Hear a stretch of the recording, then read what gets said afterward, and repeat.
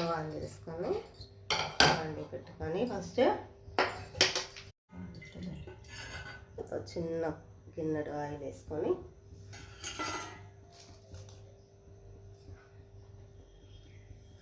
బీరకాయ ముక్కలు ఫ్రై చేసుకోవాలి.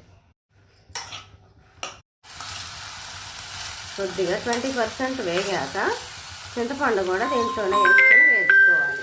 ముక్కలు వేగిపోయినాయి. ఇప్పుడు వేగింది ఎట్లా తెలుసుకోవాలంటే ముక్క ఉంది కదా, ఇట్లా ఇట్లా కట్ చేసినప్పుడు కట్ అవ్వాలి. ముక్క బాగా వేగిపోతే పచ్చడి టేస్ట్ ఉండదు.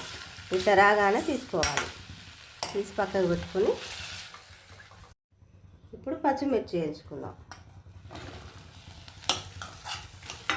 పచ్చిమిర్చి కూడా వేగిపోయినాయి. తీసి చల్లారబెట్టుకుందాం.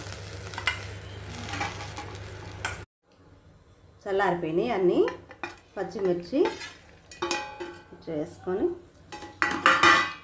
బీరకాయ ముక్కలు వేసుకోవాలి. ఉప్పు వేసుకోవాలి. అల్లం చిన్నుల్లిపాయలు ఇప్పుడు మిక్సీ వేసుకుందాం.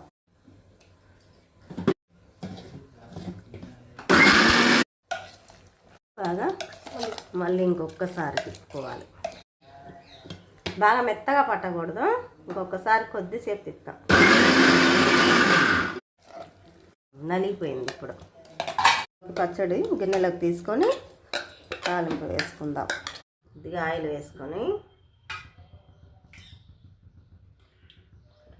వేడైంది. ఎండుమిర్చి, ఉల్లిపాయ పేస్ట్,